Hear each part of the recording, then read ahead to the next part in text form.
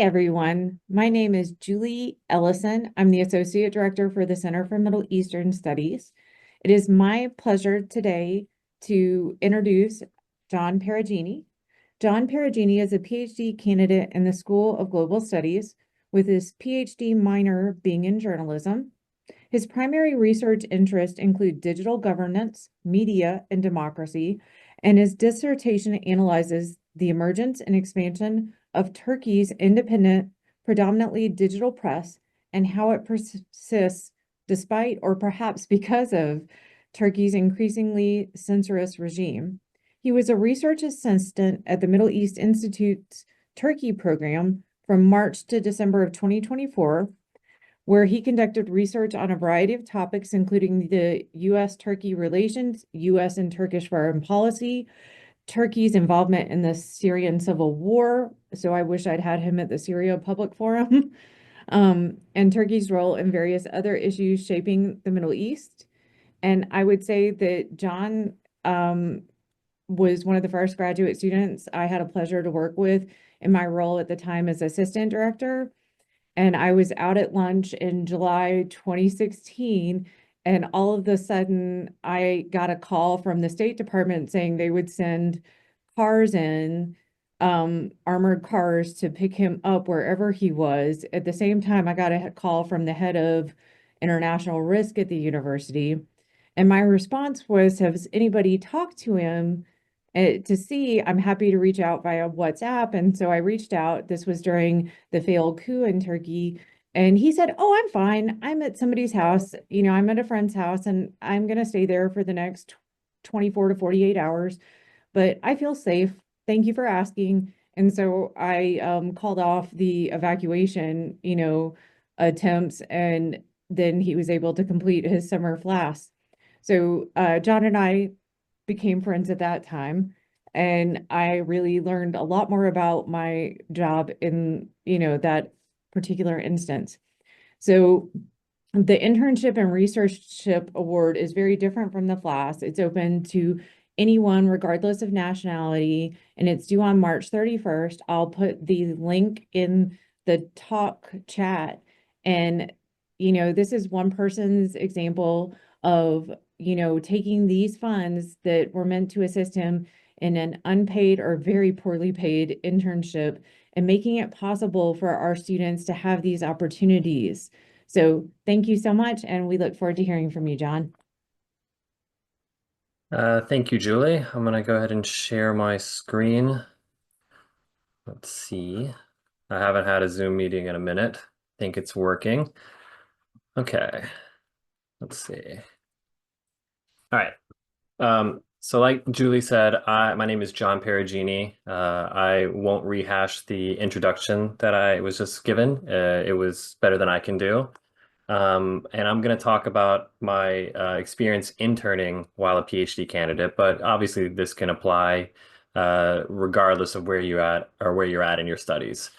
So before I do that, I'd like to acknowledge that the University of Arizona is on the land and territories of indigenous peoples. Today, Arizona is home to 22 federally recognized tribes, with Tucson being home to the Otham and the Yaqui. With that, I would like to first say this is going to be a brief presentation. It's going to be informal. I'm going to talk about my experience at the Middle East Institute, which I'll call MEI, how the CMES internship funding made that a real possibility for me, and some general advice for those wanting to intern in DC. But also the general advice does apply more broadly, so even if you don't want to be in DC. So first, the Middle East Institute was founded in 1946. It's one of the oldest institutions in DC, and it's the oldest dedicated solely to the study of the Middle East. It's a nonpartisan think tank providing policy analysis, educational and professional development opportunities, and it's a hub for the local community to engage with art and culture from the Middle East. For instance, I'm going to an art exhibit that's opening tomorrow at MEI that is contemporary Iranian art that draws on the Persian tradition of miniatures. So I'm looking forward to that. So as you can see on the right side, there were three centers. I was at the Turkey program, which is not quite the policy center. I guess it's subsumed below it because the policy center is its own, unique thing. But so it'd be a misnomer to say I was part of that. But I worked in the Turkey program, and I was an intern for about 10 months, which is unusual. I started my internship a little bit late in the spring due to personal reasons. I started in March, where people normally start in January. And then I liked it so much that I kept just asking my boss, like, hey, do you mind if I stick on? And she was like, I would really like for you to do that. So 4 months turned into 6 months, turned into 10 months really quickly. And what I really found engaging about working at the Middle East Institute was no day, and this is kind of cliche, no day was really the same, aside from I was doing research, right? Uh, Basically, what you do as a research assistant is largely up to your supervisor. And I think because I was a PhD candidate with, years of background in research, I had a little bit more free reign to take on, more substantive projects.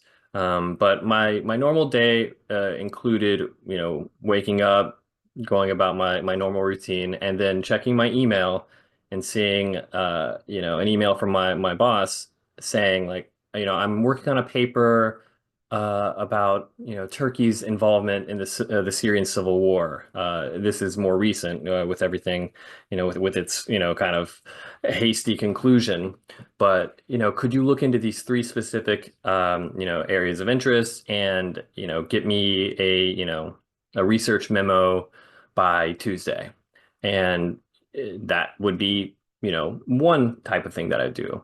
Another thing, maybe we had a longer piece that we were working on. It would involve, weeks of research where I would, do background research on a variety of topics or literature reviews or, kind of independent research on my own and get that to her, um, by the stated deadline. So it really forces you to focus or, key in on being attentive to your deadlines and your emails. So it is a test in time and project management because, as you know, depending on where you're at, in your studies, you might be juggling classwork or teaching or your own, research while you're doing all this. And these internships, while unpaid or I'll say almost criminally underpaid, they do really feel like full-time jobs with the load that you take on research-wise.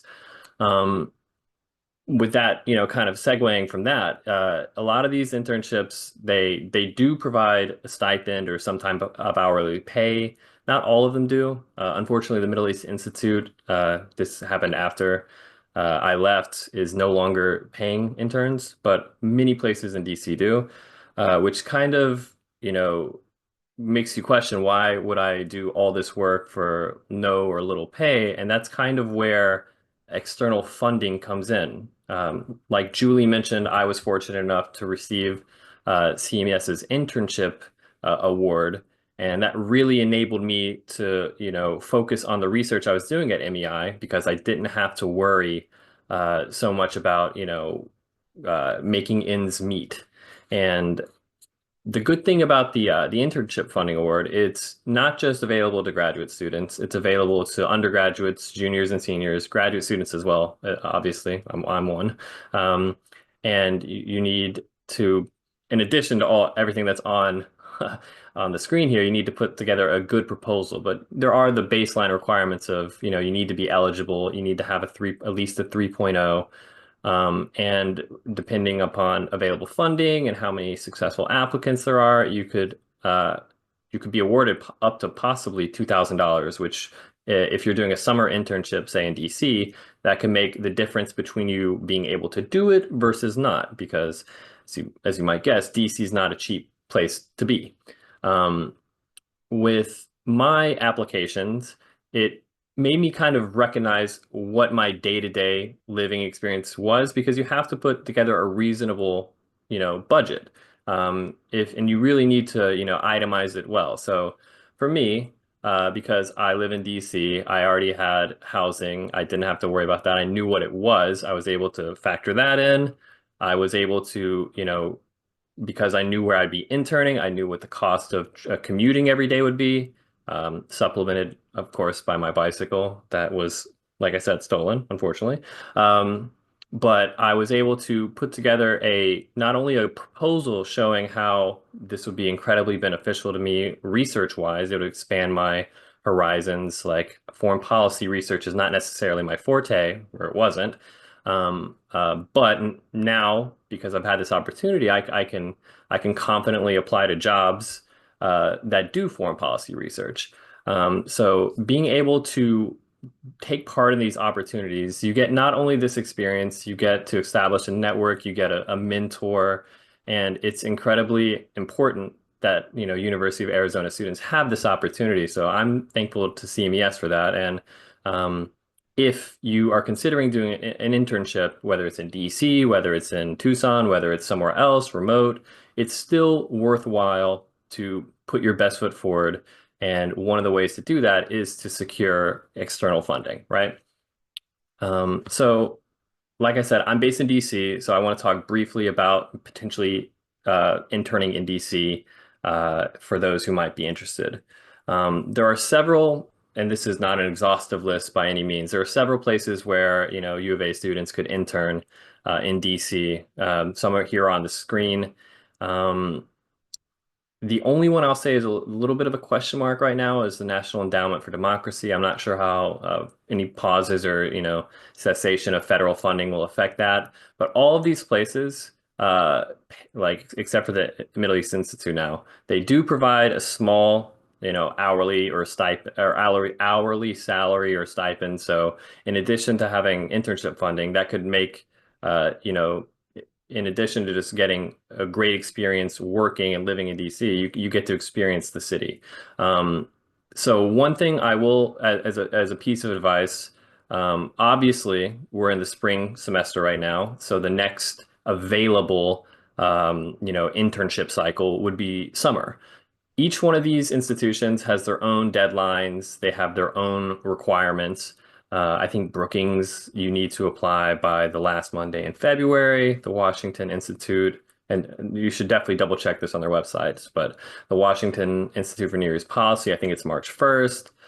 So these are rolling deadlines that you have to kind of keep track of. And one way to do that is to just first find out where you might want to intern and where, like, within those institutions you might want to intern. So I obviously went the research route, but at the Middle East Institute, there are a plethora of different departments where you could intern at. You could work on intern on the editorial team, putting together the academic journal, getting training to do that.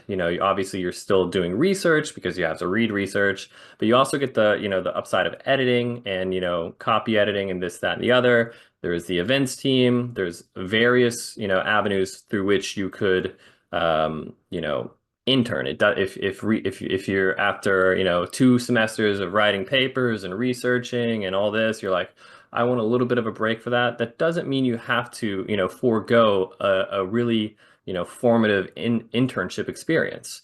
So I would say find out which institutions you'd be interested in. Find out if it's remote. Find out if it's in person.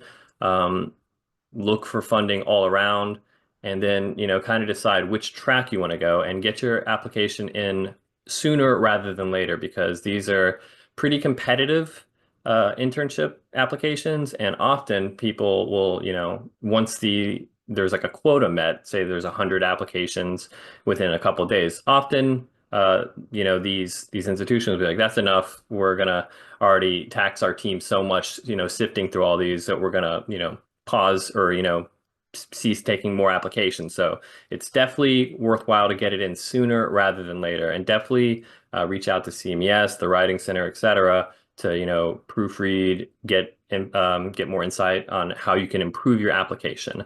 So I kind of want to stop here so I can take questions, maybe about my experience or, just general advice. But like I said, this was a very formative experience for me. I got to work with a scholar, Dr. Gunul Toll, that I really have admired for a long time.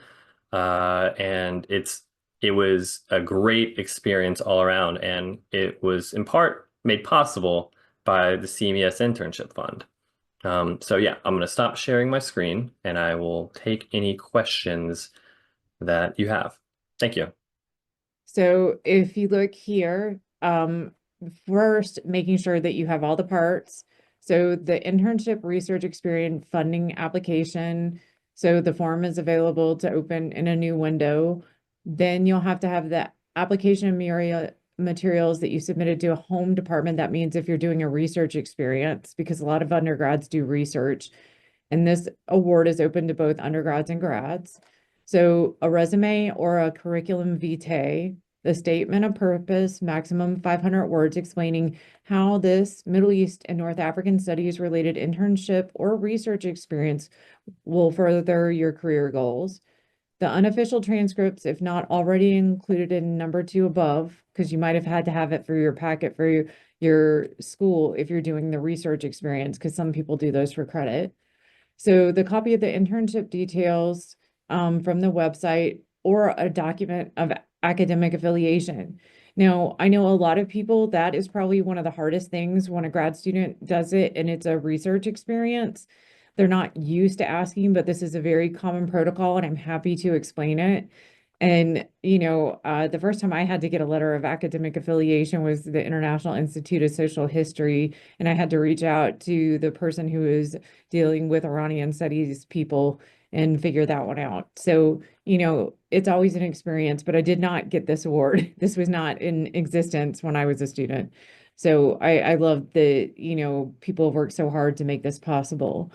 A letter of recommendation from an academic advisor or faculty member, and usually you're working with these people, and then the estimated budget of living expenses.